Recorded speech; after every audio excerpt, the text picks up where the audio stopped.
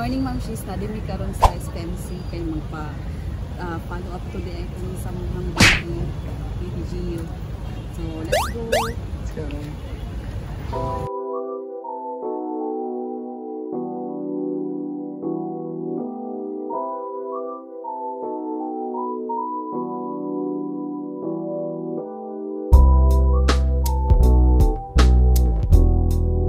So, mauna din ni ang among ikatulong pagbalik diri sa heart center para magpatuloy ko kay BBGU. So, ning iyang tuloy ko, first niya is katong napa siya sa NICU.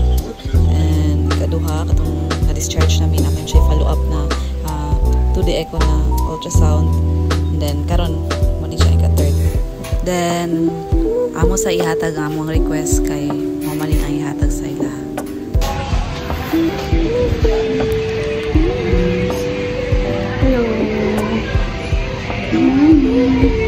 So, moms, dili lang ko itong mag-video kay bawal sa sunod. Oh, no!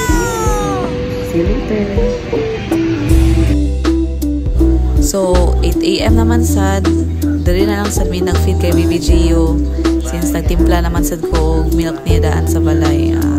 Doon naman kaayo sad mi. So, di pa gid siya mapanos. Mga pila ka minutes lang ni before na mo siya timpla. So, safe na safe. Nagtimpla na lang po day ko daan kay init magud kaayo ang iyahang tubig, boiled water jud ako ang ginatimpla saya. So mag-feed na ko saya diri, may na lang dili na kay siya init. Ako na siya napapugnaw. So diretso na ako i-feed sa iyaha. Ay gani nagpa-feed siya karon na kaning ani among position. Hirang po sa iyaha, wala po siya naglangas. Confident rapod ko nang feed sa iya kay basig unya pamitawagon kay pag-abot na mo napamay mga mas nauna sa mo and then wala pa pud siya nag-start. So meaning taud-tauran pa gyud amo ang pag to the echo ani napoy usahay na kanang murag maglibog ko kung i-feed na ba nako siya or dili kanang feel nimo hapit na tawagon kaya basig siya iuna anak wala mo bikabalok kung say next ana ba sila ra sa sulod ang nakabalok kung kinsa ang i-next nila kung kinsa ang mauna ana good kay ila ihigda jud ba yan nila dito sa kuan sa bed niya bago pang feeding niya kani si BBGU gina-elevate jud ba nako ni siya basta i-feed. So muna usay malibog ko katong kaisa mo ka-try mo good me katong ikaduha na nato de echo nagduay siya. So mo to kung ginaiwasan kay basig mo backflow ang gatas sa iyang lungs. Pneumonia na sa siya usab. Mo na jud namong naanda na every after feeding gina-elevate jud nako na siya og 30 minutes at least 30 minutes na siya ma-elevate. So sa dihang wa jud ko nagkamali gitawag jud mi wala pa 30 minutes gikan sa iya pag-feed sa iya. So muhangyo na lang gid ko ani sa magkuan sa iyang elevate lang siya habang kahigda. Pero kubaan gyap ng inahan. Hello, I'm back. So, manami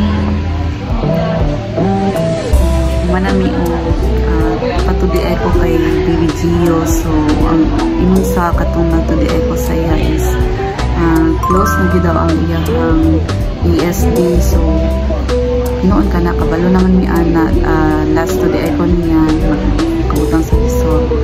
Pero karon at least na-confirm usab na close na gyud. Kato na lang iyahang pulmonary hypertension pero yun sila looks good naman daw. So thank you God. Salamat kaayo. Happy kayo. So kung husband di ay kay ni ato na lang pud og general surgery na pedya dito sa OPD kay magpa-schedule na lang sad mi o iyahang surgery para sa G-tube niya insertion. Unta ma-schedule na mi today. So muni among mga dalang essentials mga gamit ni BBGU. So kanang blue bag kay mo na iyahang sila lang sa milk. Tapos ko kung kailangan silang feeding tapos yung mga documents, mga results na dira. Tapos pa niya tissue, tapos bag. Much later.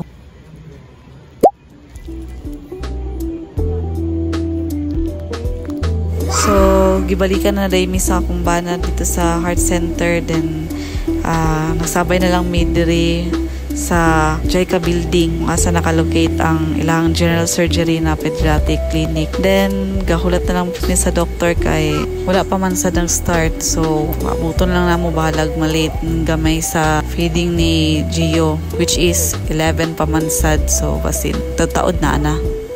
Mao sa diay niyang itsura sa ilahang clinic mga moms. Sa may computer di hapon nagalingkod ra ang doctor, so di ra po siya mag-interview, mag-istorya kung sa mga problema. Then karon kinakugusan na ako si baby kay murag after na siya kalaay niya nang hawin sa dakong kamot og kinugos kay kaninang buntag pa og kinugos ang inahan. So kani hagwa-hagwa na lang. Nahagwa man sad, katawang ngisi-ngisi ang akong baby. Actually, buutan siya kaya niya akong baby kay dili dyan na siya hilakon. Nga nila na siya mag-behave, tapos katawa, mungisi, tapos tanawon kang kaniya. Lantaw-lantaw lang siya sa kuan, sa unsay palibot niya. Nga na siya matulog. Wala dyan taon nilangas ng bataan eh. So, mo dyan ni ang pinaka-behave na anak. Sige ra gani katulog. So, ang muli na may kay manamig istorya sa doktor. Then, ang ingon sa doktor is schedule na sa... Actually, wala pa dyan may schedule. Katulo naman si Rumi nagbalik-balik. Wala dyan may schedule pa. Wala gihatan sa mga schedule kay siguro daghan kayo og nakapending sa ilang mga kailangan operahan. So kami di may makasingit-singit, wala lang ginauna siguro kay katong ahead pa sa mukha. So karon amo na lang ginahulat is ang message or tawag sa doktor, gihatag lang po mo sa ila, manawag lang daw sila. So basin July puhon mahatag na sa mga schedule.